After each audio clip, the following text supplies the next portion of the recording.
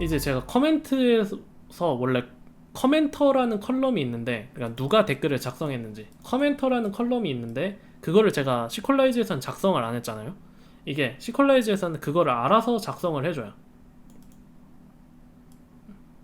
그래서 이게 그 컬럼 테이블들 간의 관계, 이제 관계를 따져봐야 돼요. 어떤 관계가 있냐면 대표적으로 1대1 관계, 1대 다 관계, 다대다 관계, 이렇게 세 개의 관계가 있어요. 그래서 관계가 뭐냐면 그냥 이거는 한글로 표현을 해보면 좀 편해요. 예를 들어서 사용자가 댓글 여러 개 작성할 수 있죠. 사용자가 꼭 댓글 하나만 작성하나요? 여러 개 작성할 수 있죠. 그러면 일단 1대 다 관계. 반대로도 생각을 해봐야 돼요. 댓글 하나에 작성자가 여러 명일 수가 있나요? 없죠.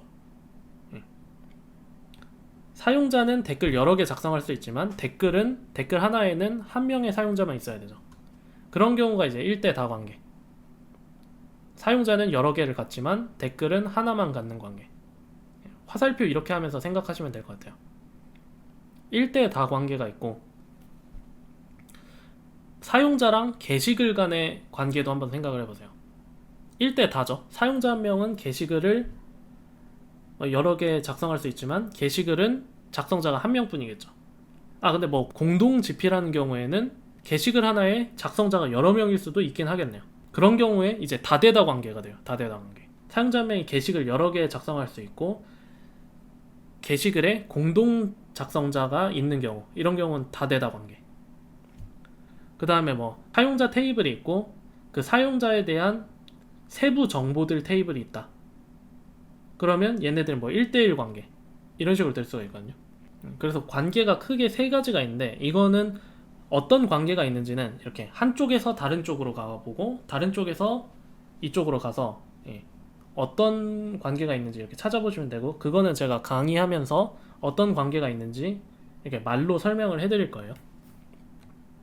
그래서 제일 처음 이제 유저스와 커멘트, 1대 다 관계라 그랬죠. 사용자 한 명이 댓글 여러 개 작성하지만 댓글 하나는 작성자가 한 명밖에 없다. 시퀄라이즈에서는 1대 n 관계를 has many라고 표현을 해서 has many, 1대 n has many니까 user has many comment가 돼요. 말 되죠. 영어 해석해 보시면 사용자가 댓글을 많이 갖고 있다, 여러 개 갖고 있다, 이렇게 되잖아요. 그래서 user has many comment, 이렇게 써줄 수 있어요. user has many comment. 그 다음에 foreign key는 commenter, source key는 id. 여기서 이제 많이 헷갈려 하시는 게, 지금 유저예요. 유저의 foreign key, 외래 키면, 외래 키라는 거는 내가 아니라 남이잖아요. 유저 has many comment인데 내가 아니라 남이면 커멘트죠. 유저 입장에서 foreign key, 남이면 커멘트죠. 커멘트에 커멘터라는 컬럼이 내 아이디를 참조하고 있다, 이렇게 보시면 돼요. 소스 키가 포린 키가 내 아이디, 유저의 아이디를 커멘트 테이블에 커멘터라는 남의 컬럼이 참조하고 있다. 그래서 내가 누군지, 남이 누군지 정확하게 구별을 하셔야 돼요. 내 아이디를 남의 커멘터가 참조하고 있다. 이게 그럼 커멘트에서도 유저랑 관계가 생기는데, 이거 반대로 써줘요. 반대로. 커멘트는 belongs to user. 이것도 읽어보시면 댓글은 어떤 사용자한테 속해 있다, 이렇게 영어를 직접 해석해 보시면 돼요. 영어를 해석하면 쉽거든요.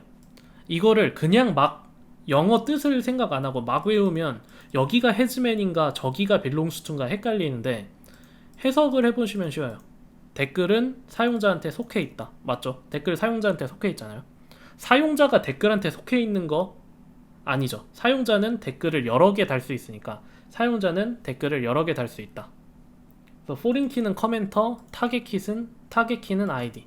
belongs to일 때는 source key가 아니라 타겟 키예요. 타겟은 남이죠.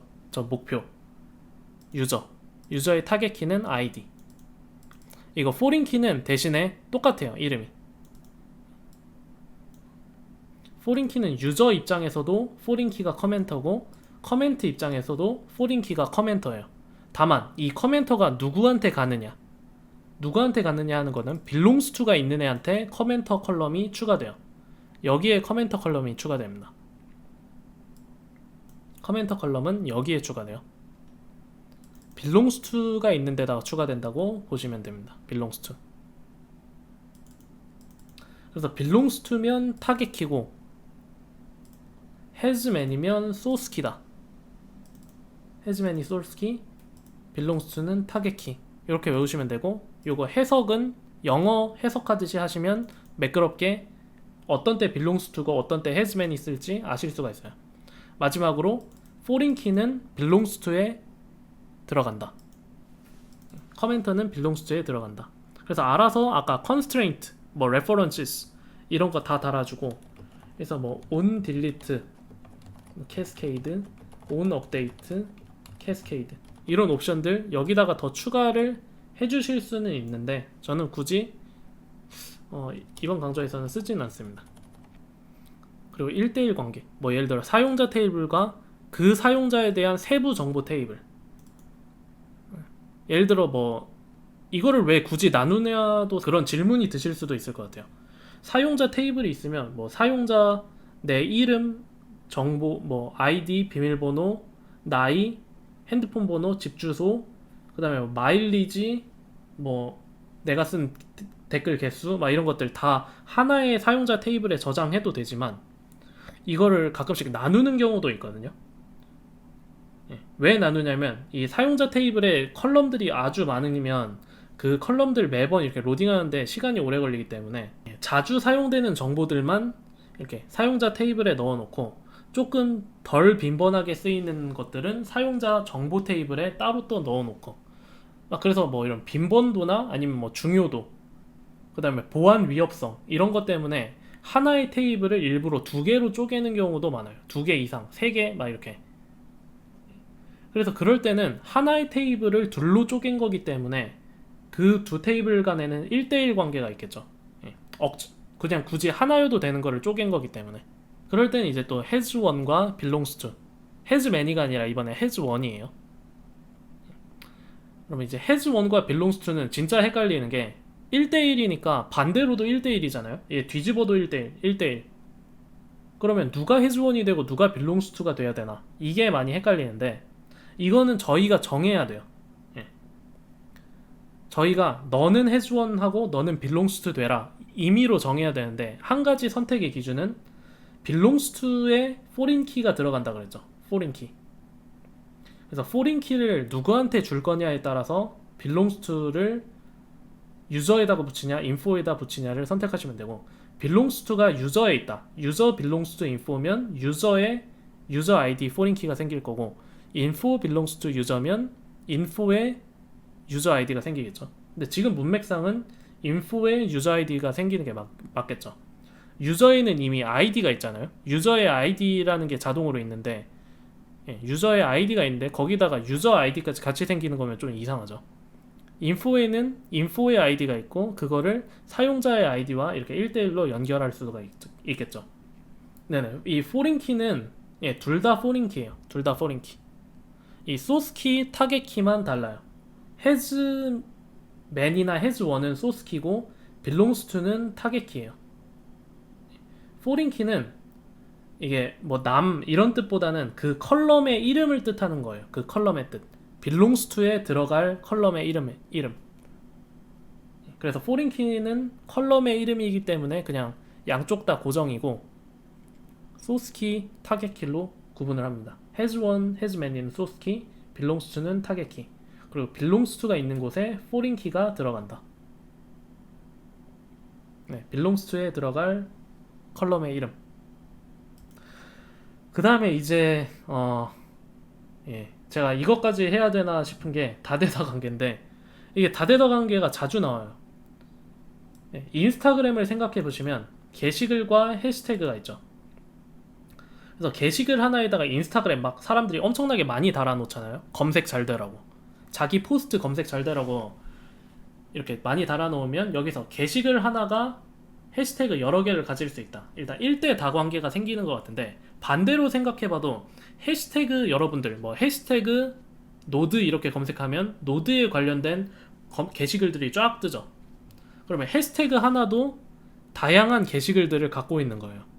게시글 하나에도 그 해시태그도 여러 개 갖고 있고, 해시태그 하나에도 여러 개 갖고 있고, 이렇게 한쪽에서도 1대다, 반대쪽에서도 1대다, 이런 관계가 있거든요. 얘네들을 다대다 관계라 그래요. 다대다 관계.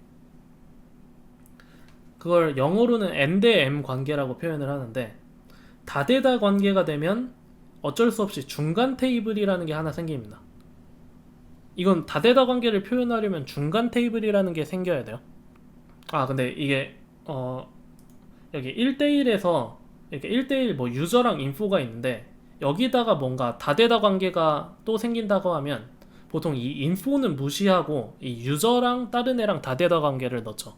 이 인포는 다른 애랑 다대다 관계 보통 잘 안 넣어요. 그 주체가 되는 이 유저랑 보통 또 다른 테이블들이랑 많이 관계를 맺습니다. 그러니까 커멘트 같은 게 있다. 그럼 다 유저랑 뭐 1대다 관계, 포스트랑 유저랑 1대다 관계 하지, 커멘트랑 인포랑 1대다, 커멘트랑 포스트랑 1대다, 이렇게는 안 해요. 얘네 둘 다 연결해 놓으면 너무 복잡하기 때문에 보통 유저에만 다른 댓글, 게시글, 해시태그 이런 거 연결해 둡니다. 그래서 다시 다대다로 가면 이게 어쩔 수가 없어요. 여러분들이 하려고 생각을 해보시면 안 된다는 거를 아실 수가 있는 게, 근데 이런 착각은 하실 수가 있어요. 다대다에는 이렇게 중간 테이블이 생기는데 그럼 중간 테이블 안 만들고 이렇게 하면 되는 거 아닌가요? 라는 착각을 하실 수가 있어요. 어떤 착각을 가장 많이 하냐면, 이거는 예를 들어 난 중간 테이블 안 만들겠다, 중간 테이블 필요 없다, 이렇게 하면 되지 않냐. 여기다가 노드 익스프레스니까 여기다가 해시태그 컬럼 하나 넣어서, 여기다 해시태그 컬럼 넣고, 여기다가는 포스트 컬럼 넣고, 해시스. 그래서 1번 여기 해시태그 두 개 들어가 있으니까 노드랑 익스프레스 1번 2번 1,2로 하겠다. 얘는 노드 짱짱이니까 1, 노드가 1이고 자바스크립트는 3, 이렇게 하겠다. 그 다음에 포스트, 얘를 노드를 갖고 있는 애가 1번 2번이죠 1번 2번 포스트가 해시태그로 노드를 갖고 있다. 익스프레스는 1번, 자바스크립트는 3번. 이렇게 하면 중간 테이블 필요 없는 거 아닌가요? 이렇게 해시태그스랑 포스트 컬럼 하나씩 넣어놓고 콤마로 구분해서 같이 넣어놓으면 된다고 생각하실 수 있는데, 뭐 이렇게 할 수는 있어요. 근데 이게 그 데이터베이스 쪽 공부해 보시면 아시겠지만, 이거 컬럼 만드는 원칙 위반이에요. 제가 말씀드린 정규화 있죠? 정규화 위반이에요. 어떤 점에서 위반이냐면, 일단 이 컬럼 하나는, 이 컬럼들 있죠? 컬럼에는 한 가지의 데이터만 들어있어야 돼요. 예를 들어 해시태그 컬럼에는 한 가지의 데이터만 들어있어야 되는데, 여기 1, 2 두 가지가 들어있죠. 두 가지. 여기 포스트도 1, 2 1과 2라는 두 개의 데이터가 한 컬럼에 들어있는 거예요. 한 칸에 하나의 데이터. 그게 이제 정규화 원칙 중에 있는데, 그거를 어겼기 때문에 이 방법이 사실상 안 되는 방법입니다. 원칙을 어긴 방법이에요. 그래서 이거를 해결하려고 온갖 수를 쓰다 보면 결국은 테이블을 이렇게 하나 더 만들어서 이렇게 연결해 주는 수밖에.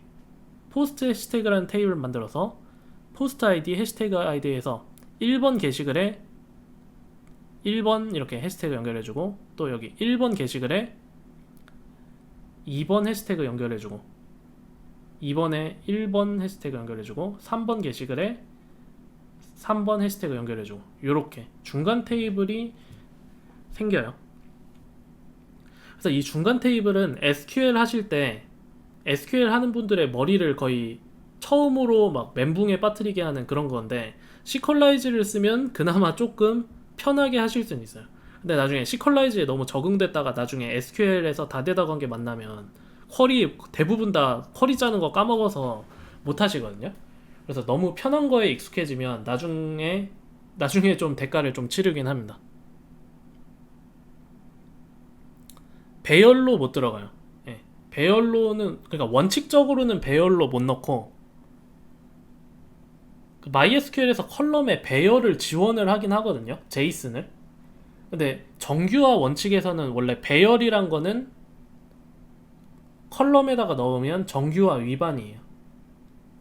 근데 이게 실무에서는 항상 정규화 원칙에 따라서 하는 게 아니라 정규화를 일부러 깨는 역정규화, 비정규화, 역정규화, 역정규화라고 디노멀라이제이션이 있는데 그거를 하다 보면 이제 배열도 쓸 수 있고 뭐 객체도 쓰고 그렇긴 하지만 저희는 지금 원칙을 따라야 되기 때문에 저희가 노드 교과서니까 교과서는 원칙을 따라야 되잖아요. 그래서 다대다 관계를 하려면 어쩔 수 없이 중간 테이블이 이렇게 나와야 됩니다. 그래서 중간 테이블이 이렇게 나오고 그 중간 테이블 이름을 이렇게 수루로 정해줘요. 대신에 다대다 관계는 has many, has one 이런 게 없고 둘 다 belongs to many예요. 둘 다 belongs to many. 왜냐면 요렇게나 얘를 서로 반대로 뒤집어도 어차피 똑같거든요. 그래서 이거는 대칭이어가지고 둘 다 belongs to many입니다. 누가 더 주도권을 갖는 거 그런 것도 없고 그 컬럼 생기는 것도 둘 다 어차피 컬럼이 생겨요. 그쵸? 포스트 아이디 컬럼 생기고 해시태그 아이디 컬럼 생기고 어차피 둘 다 생기기 때문에 그냥 이렇게 스루로 중간 테이블 이름만 정해주시면 됩니다.